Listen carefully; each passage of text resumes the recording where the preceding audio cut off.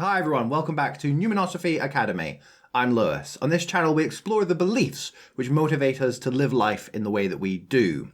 On today's episode we're reacting to 3 Mormon women as they discuss issues of clothing, modesty and the wearing of garments. And who more qualified to weigh in on this subject than me, a British heterosexual Never-Mormon.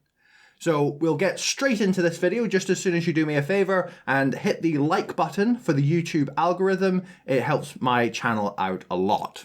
So we are on the Saints Unscripted Mormon YouTube channel, and the title of today's video is Mormon Garments and Modesty, horizontal bar, 3 Mormons. And we'll get straight into it. We have Izzy and Corinne back with us since you guys loved having them here. We have another all-girls episode. What up? Not really relevant to today's subject, but in the United Kingdom, and I think other Commonwealth countries, that gesture that she's doing in the middle is actually a gesture of offense. So this is the peace sign, or in World War II, it's the V for victory sign. But turn it the other way, in the UK, it's an insulting gesture. You know, it's a middle finger gesture. Which I'm so excited about. I love the guys, but it's fun being here with girls. And I'm really excited about today's topic, too, that we're doing. We're going to be talking all about modesty and garments. And this is specifically going to be most impactful, I think, for people who are already members of the church and are endowed, so they're wearing garments currently. Okay, so it completely not relevant for me, so this should be interesting. But if you don't know what garments are because you're not endowed yet or you're just learning about the church, we have an episode that Kwaku did that we will put in right here. And you can watch that first just to get a good idea of what garments are all about. I like it. Question, what are garments? What are garments? Like, when do we receive them? When do we start wearing them? Yeah. So garments are actually, LDS folks, when we go through the temple and receive what we call an endowment, we wear garments. It's like a piece of underclothing that replaces underwear. We wear them as an outward expression of our inward devotion to follow Jesus Christ. That's what we say. So we try to wear them as much as. So that's interesting because that language is very similar to the language that the Catholic or Anglican or Episcopal Church use when talking about the vestments that priests wear. They talk about them as being an outward expression of an inward grace. I suppose the big difference between that and this, however, is that with liturgical vestments, they really are outward expressions because you can see them. These are not outward because they're hidden under your clothes. So they're more like, an inward expression of an inward grace. Possible. Again, check out Kwaku's episode on explaining the garment. He'll go into detail. But that's just like a quick overview of what they are.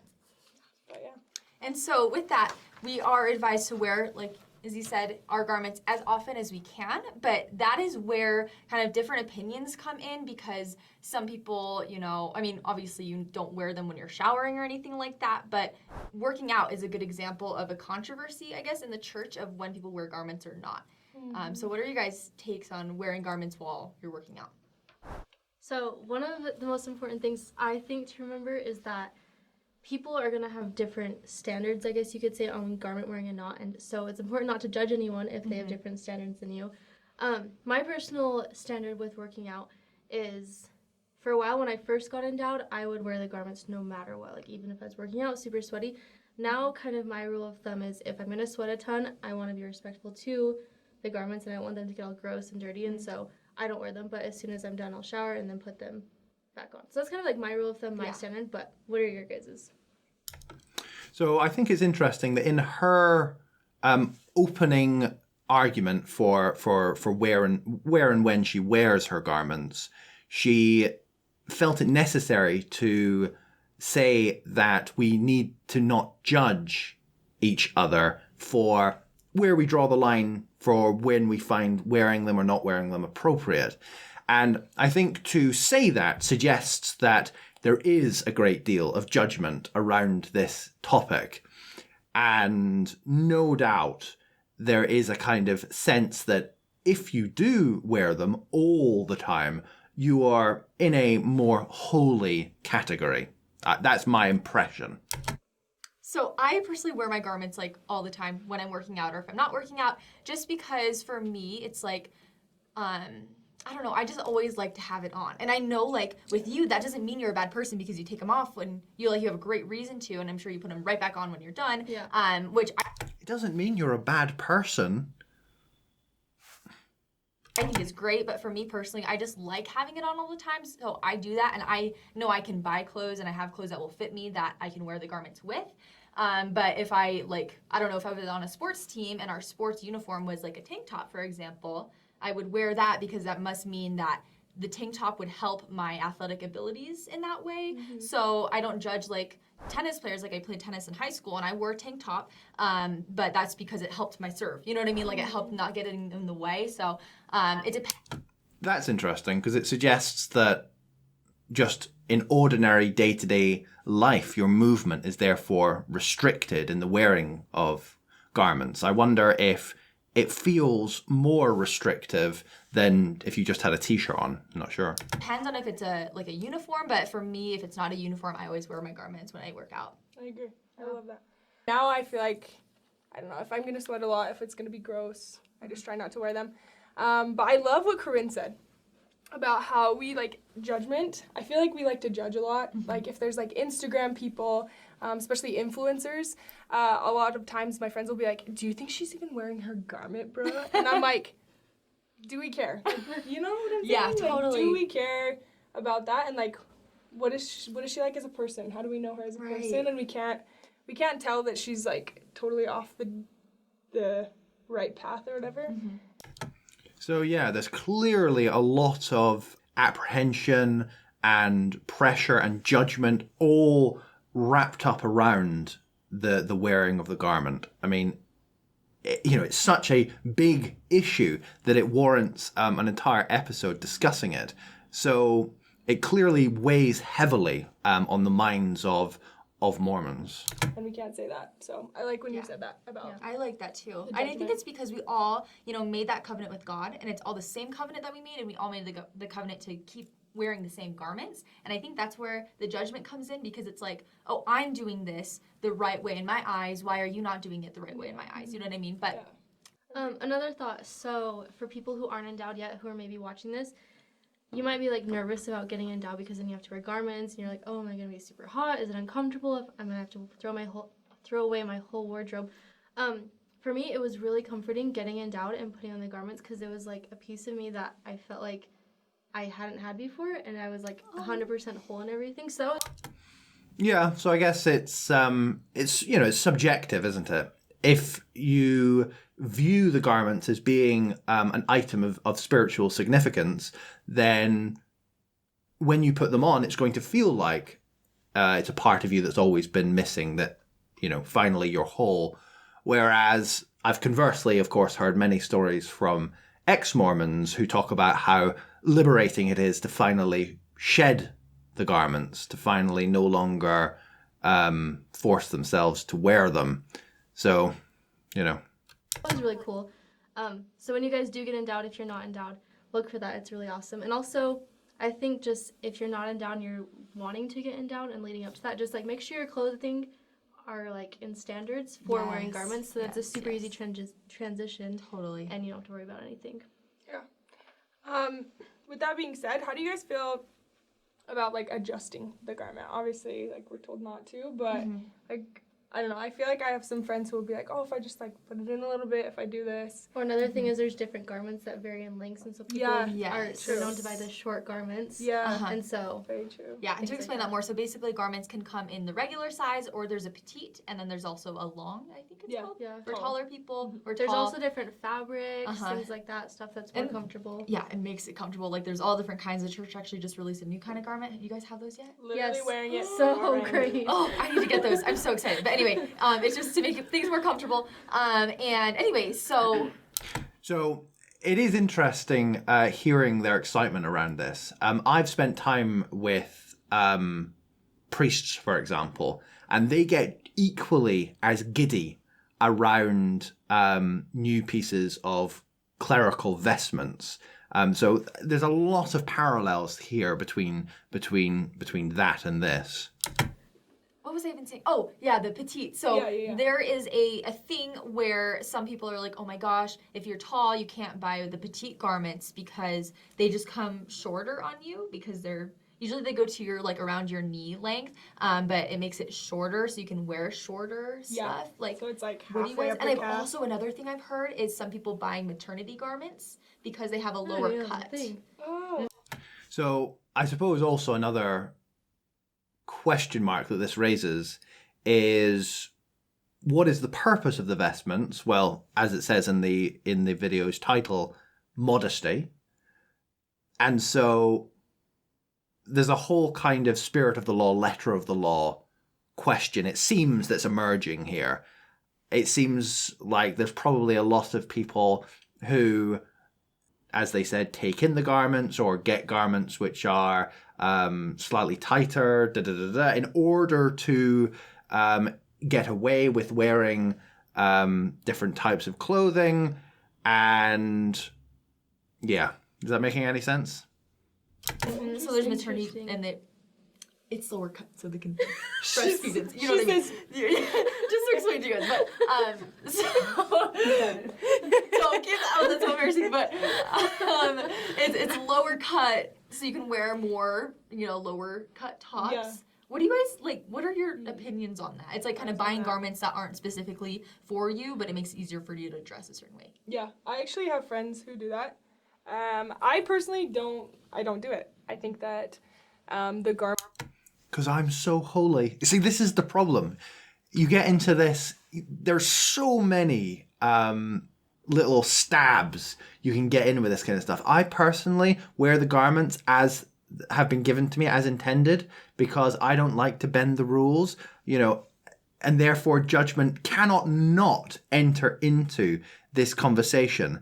This seems like a nightmare.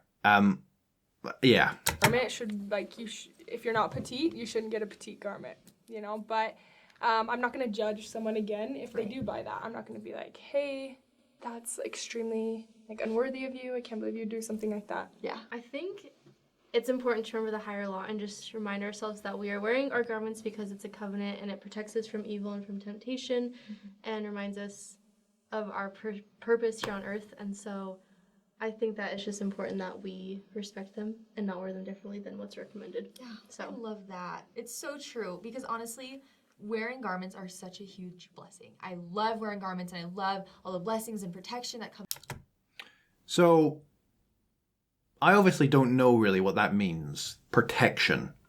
This is where the accusation comes in that anti-Mormons in particular, I suppose, will bring up that they are not garments, they're magic underwear. I've commented in previous videos about the problem I have with miraculous narratives, and no doubt within the LDS Church there are miraculous narratives surrounding the wearing of garments. And that is where absurdity can enter the picture more explicitly.